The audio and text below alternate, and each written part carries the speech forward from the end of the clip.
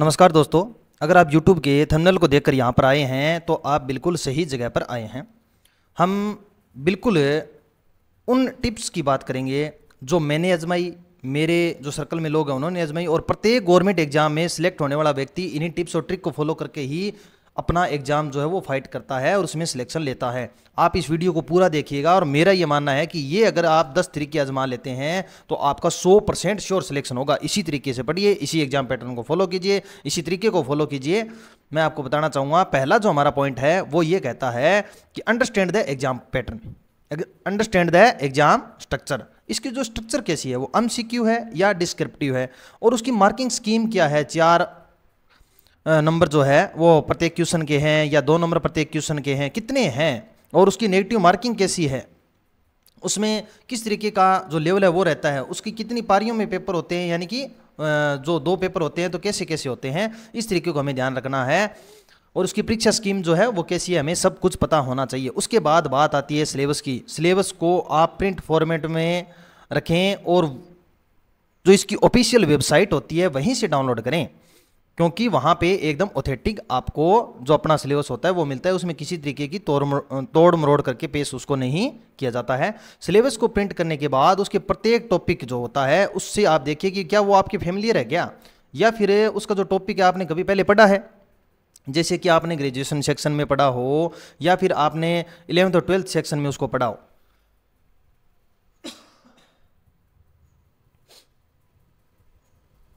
उसके साथ साथ आपको जो टॉपिक, अगर आप, इसका फ़ायदा ये होता है कि अगर आप उसको पढ़ लेते हैं बढ़िया तरीके से, तो पढ़ने का ये फ़ायदा हो जाएगा कि आपने जैसे कोई टॉपिक पढ़ा और उसके ऊपर आपने टिक लगा दिया, एक टॉपिक पढ़ लिया, दूसरा पढ़ते ही दूसरे के ऊपर टिक लगा दिया।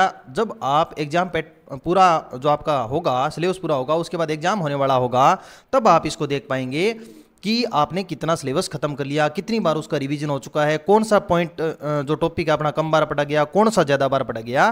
तो इससे आपको बहुत ज़्यादा फायदा होता है। और मेरा ये मानना है कि यह पहली सीढ़ी है, और इस पहली सीढ़ी को पार करते ही आप 10% सफलता के नज़दीक पहुंच जाते हैं। दूसरा जो हम बात करते हैं वो अपना आता है स्टडी प्लान का। स्टडी प्लान 2 तरीके के होते हैं। एक तो होता है डेली शेड्यूल। डेली शेड्यूल के बाद आपका दूसरा जो है वो होता है वीकली गोल्स का। डेली शेड्यूल में आप क्या काम करेंगे, 6 घंटे या 8 घंटे या 10 घंटे जो है वो आप इसके फिक्स कर देंगे। मेरा ये मानना है कि आप 12 घंटे, 16 घंटे या 18 घंटे वाला स्टडी प्लान बनाएंगे तो वो कुछ ही दिन चलेगा। इसलिए आप एक प्रैक्टिकल शेड्यूल बनाइए जिसके अंदर आप बढ़िया तरीके से क्या कर पाएँ, अपना जो शेड्यूल है वो फॉलो कर पाएँ। कितने जो सब्जेक्ट है इसके अंदर, 4 सब्जेक्ट हैं, 5 सब्जेक्ट है, उन 5 सब्जेक्ट में अलग अलग डिवाइड कर दीजिए। मुझे 2 से 3 घंटे इसको पढ़ना है ताकि मैं एक जो इसका टॉपिक होता है वो खत्म कर पाऊँ, या एक जो इसका भाग होता है वो खत्म कर पाऊँ। फिर उसके बाद आगे वाला जो है उसको 2 घंटे पढ़ना है, फिर 1 घंटे पढ़ना है। इस तरीके से हमें एक शेड्यूल बनाना है फिक्स, बढ़िया, और उस शेड्यूल को हमें प्रैक्टिकल रूप में बनाते हुए उसको पढ़ना है। दूसरा ये कि वीकली गोल्स बनाइए भी। मैं इस सप्ताह के अंत तक लगभग ये खत्म कर चुका हूँगा, और फिर क्या करूँगा, उसको 7वें दिन थोड़ा रिवाइज कर लूँगा। इस तरीके का एक आपका वीकली गोल भी होना चाहिए, और जो टारगेट क्या होना चाहिए, अचीवेबल होना चाहिए। ऐसा नहीं है कि आप बना दो मैं तो पूरी पूरी किताब 7 दिन में खत्म कर दूंगा, तो शुरू में ऐसा नहीं होगा। हो सकता है बाद में आप जब इसको 5 से 7 बार पढ़ लेंगे तो हफ्ते में किताब भी खत्म कर पाएंगे। लेकिन शुरू में क्या करना है, आपको प्रोग्रेस करनी है, तो आपको क्या करना होगा, अचीवेबल जो इसका जो टाइम टेबल होता है उस तरीके से आपको इसको बनाना है। अब आपने कह दिया भी इसको टाइम टेबल बना लिया, सब कुछ आपने सेट कर लिया, तो आपको क्या करना होगा, वे रिसोर्सेज को क्या करना होगा, इकट्ठा करना होगा, गैदर करना होगा। अब उसमें 2 तरीके होते हैं, एक तो होता है बुक्स अपना और एक होता है ऑनलाइन सोर्सेज।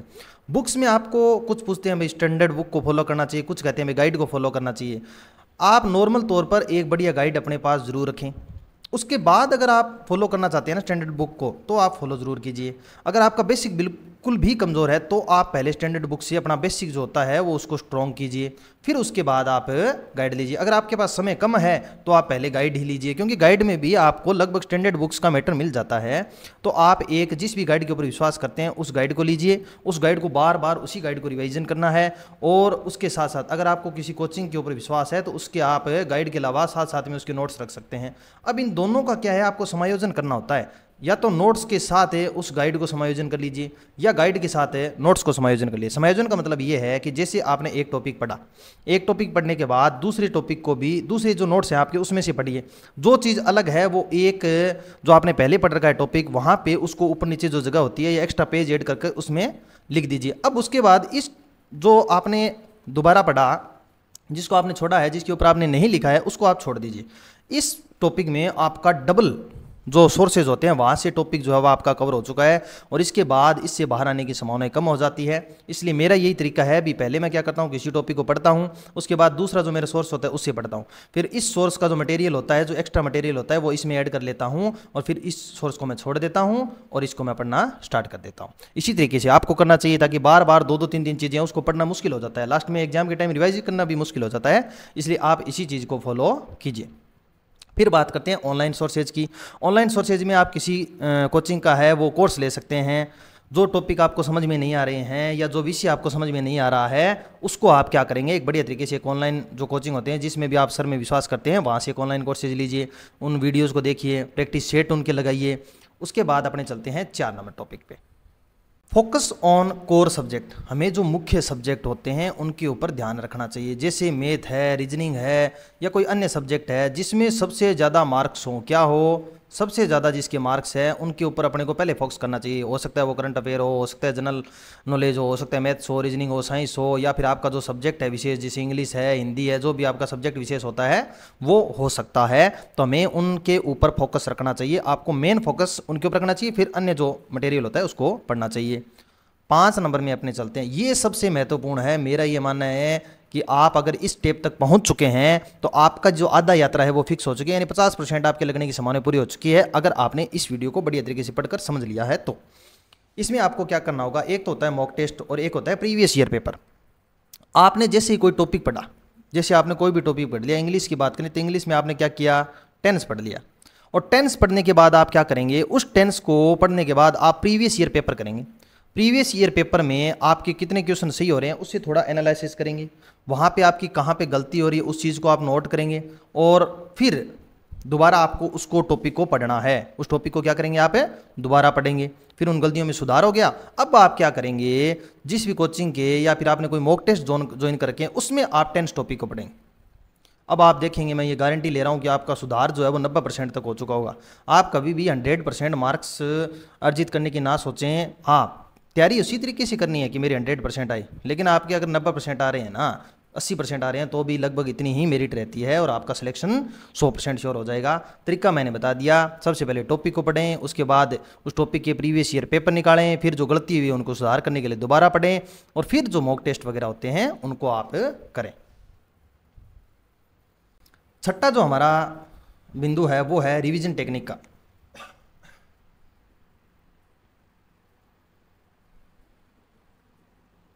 छठा जो हमारा टॉपिक है वो है रिवीजन टेक्निक का।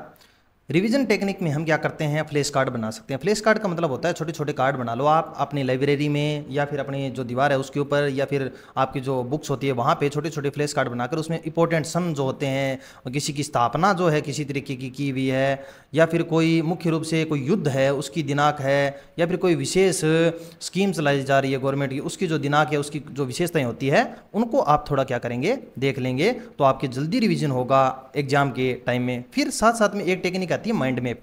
माइंड मैप का मतलब होता है आपको विजुलाइज करने की टेक्निक होनी चाहिए। क्या होनी चाहिए, विजुलाइज। जैसे कोई टॉपिक है उसके कितने भाग है उसको विजुलाइज कर लिया, 5 भाग है, अब 5 भागों के 2-2 भाग और है तो उसको विजुलाइज कर लिया। इस तरीके से आपको क्या माइंड मैप बनाने हैं। उसको स्ट्रक्चर को पहले मुख्य मुख्य जो भाग होते हैं उनको पढ़ें, फिर उन स्ट्रक्चर में जो मुख्य आपने स्ट्रक्चर बनाई है उसके अंदर उसको फीड करते जाएं, जिससे क्या होगा कि आपके दिमाग में उसके माइंड मैप यानी कि जो नक्शे बन जाएंगे उस टॉपिक से संबंधित, तो आपके रिवीजन करने में बड़ी आसानी होगी। और मैं एक रिकॉलिंग मेथड अपनाता हूं, वो भी मैं आपको बता देता हूं। रिकॉलिंग का मतलब क्या है, जैसे आपने एक पेज पढ़ा और एक पेज पढ़ने के बाद आप उस पेज को ध्यान से पढ़ लिया बढ़िया तरीके से, पढ़ने के बाद आप ये रिकॉलिंग फैक्ट इसलिए बता रहा हूँ, रिवीजन के टाइम पहली बार ऐसा नहीं करना है। रिवीजन के टाइम कैसे करें, उस पेज को पढ़ा और पेज को पढ़ने के बाद उसको कर दीजिए एक बार बंद, और बंद करने के बाद आप ये देखेंगे कि उस पेज के बारे में आपको कितनी लाइनें याद आ रही है। याद करती जाइए, 10 पॉइंट, 20 पॉइंट, 25 पॉइंट, जितने भी पॉइंट याद है वो आपको एक बार रिकॉल करना है, जिससे क्या होगा आपके दिमाग की क्षमता बढ़ जाती है, आप जल्दी याद कर पाते हैं। और फिर आप उस पेज में जो अन्य तथ्य आपको याद नहीं है वो पढ़ के उसको दूसरा पेज है वो स्टार्ट कर दिए। इसी तरीके से आप जब रिवीजन करेंगे तो इतनी जल्दी रिवीजन होगा, आप सोच रहे हैं। अब रिवीजन करने में अपने को कितना टाइम लगता है, 10 से 20 लाइन तो हम 1 से 2 मिनट में रिवीजन कर लेते हैं। इसी तरीके का आपको रिकॉलिंग मेथड से ही क्या करना है, रिवीजन करना होता है। अब चलते हैं 7 नंबर पॉइंट पे। 7 नंबर पॉइंट में हमें देखना है, ये सबसे अच्छा पॉइंट है और ये हमें इस स्टेप पर आने के बाद हमें ये करना ही होगा, हर हाल में करना होगा। आज के समय में क्या है, हेल्थी रहना और स्ट्रेस को मैनेजमेंट करने की जो टेक्निक है वो मैं आपको बता रहा हूँ। हेल्थी रहने के लिए आपको एक अच्छी नींद 7 से 8 घंटे की नींद लेनी है, 24 घंटों में 7 से 8 घंटे की नींद लेनी है। न्यूट्रिशन के लिए बढ़िया फ्रूट या डाइट या वेजिटेबल खाइए और उसके साथ साथ थोड़ी फिजिकल एक्सरसाइज 10 से 15 मिनट की वॉक या आप रनिंग कर सकते हैं। उसके साथ साथ आपको क्या करना है, रिलैक्सेशन टेक्निक, यानी अगर आप जब भी आपको स्ट्रेस हो, 2 तरीके का होता है, एक तो होता है माइंडफुलनेस मेडिटेशन और एक होता है सीधा मेडिटेशन। आप दोनों में से कोई भी टेक्निक आजमाइए और आपको ये स्ट्रेस में निजात दिलाता है, मेरा ये मानना है 100% आपके इफेक्टिव होगा। आगे चलते हैं, 8वीं टेक्निक जो हमारी है। यहाँ तक पहुँचते पहुँचते आप क्या हो जाएंगे, लगभग 70 से 80% आप अपने गवर्नमेंट जॉब का जो सिलेक्शन है उसके नज़दीक पहुँच चुके हैं। और हम 8वीं टेक्निक में टाइम मैनेजमेंट की बात करते हैं।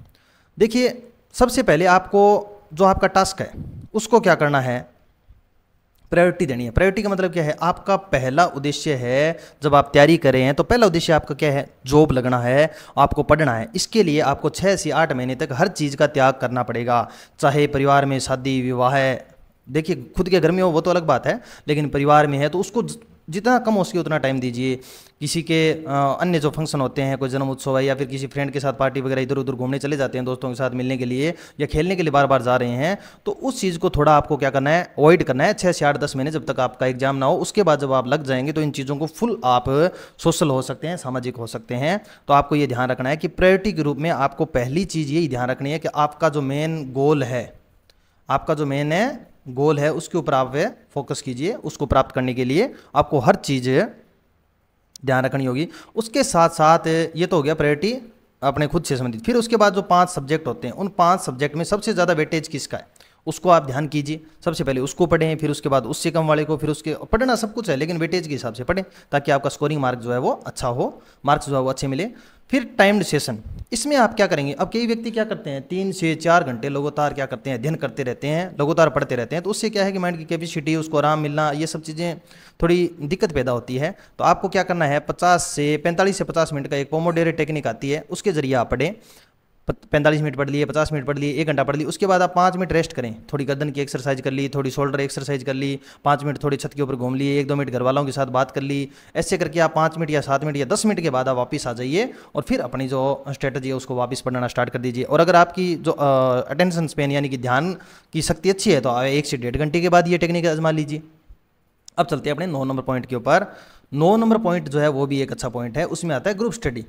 ग्रुप स्टडी में आप क्या करेंगे, डिस्कशन करने के लिए अपने सेम लेवल के, क्या सेम लेवल बोल रहा हूँ मैं, सेम लेवल का मतलब अगर कोई टीचर की तैयारी कर रहा है तो टीचर की तैयारी करने वाला आपका दोस्त होना चाहिए, ठीक है। और अगर आप पुलिस की तैयारी कर रहे हैं तो पुलिस वाला आपका दोस्त, जो भी आपकी तैयारी करें, ग्रुप उसी बंदे का बनाइए जिसके साथ आप बढ़िया तरीके से डिस्कशन कर सकें। उन व्यक्तियों से थोड़ा दूर रहिए जो आपके पढ़ाई में व्यवधान पैदा कर रहे हैं, जो आपको बार बार जो आपका ध्यान है वो भटका रहे हैं, उन्हीं के साथ जुड़िए जो आपके गोल से मिलता जुलता हुआ गोल रख रहे हैं, गवर्नमेंट जॉब प्राप्त करने का, सरकारी नौकरी प्राप्त करने का। इसलिए ग्रुप डिस्कशन में क्या कर सकते हैं, आप एक दूसरे से पढ़ सकते हैं। कोई टॉपिक आपका कमजोर है तो दूसरे से पढ़ लीजिए, दूसरे का कमजोर है तो आप उसे पढ़ा दीजिए। इससे क्या है कि ग्रुप डिस्कशन में पूछे गए प्रश्न भी हमेशा याद रहते हैं। आगे चलते हैं और लास्ट जो हमारी स्ट्रेटजी होती है वो होती है एग्जाम डे प्रिपरेशन की। इसमें आपको बहुत ज़्यादा कुछ नहीं करना होता। आप क्या करेंगे, जो आपके नोट्स मैंने आपको बताया था उस तरीके से आपके नोट्स बने हुए और नोट्स या जो बुक के ऊपर आपका लिखा हुआ है उसी तरीके से उसी चीज़ को आपको क्या करना है, रिवाइज करना है। ज़्यादा स्ट्रेस नहीं लेना और 2 से 3 दिन पहले आपको फुल स्लीप लेनी स्टार्ट कर देनी है। 7 से 8 घंटे आप फुल नींद लीजिए, बढ़िया थोड़ा म्यूजिक वगैरह। एग्जाम से जो शाम होती है, एग्जाम की 1 दिन पहले की जो शाम होती है उस टाइम आप बढ़िया तरीके से इंजॉय करें, मतलब आपके जो गाने वाने होते हैं बढ़िया तरीके से म्यूजिक सुने ताकि आपको क्या रिलैक्सेशन मिले। और इसके साथ साथ मैं आपको बताना चाहूँगा, जैसे आपके 7 या 15 या 20 दिन हो जाए और आपको थोड़ा उबाऊपन सा लगने लगे तो आप क्या काम करें, एक अच्छी मूवी देखें। मूवी देखने से क्या होता है, आपकी विजुअलाइजेशन की जो शक्ति होती है ना वो बढ़ती है। तो आप क्या कर सकते हैं, उसके लिए एक मूवी देख सकते हैं। कोई अच्छे, आपको अगर भक्ति सॉन्ग पसंद है तो बहुत अच्छे अच्छे आजकल भक्ति सॉन्ग आ रखे हैं, उनको सुनिए। या फिर म्यूजिक पसंद है तो म्यूजिक आप एक दिन ऐसा डिसाइड कर लीजिए, भाई 7 दिन से मैं 2 या 3 घंटे म्यूजिक को दूंगा, या 10 दिन से दूंगा, 15 दिन से दूंगा। तो मूवी को या म्यूजिक को आप टाइम दें, उसको रिसाइकिल करने की जो क्षमता होती है वो थोड़ी बढ़ सके। तो ये आज की हमारी 10 टेक्निक थी। इन 10 टेक्निक को फॉलो कर लेंगे तो मेरा ये मानना है 100% आपका एग्जाम में सिलेक्शन होगा और उसे कोई नहीं रोक सकता।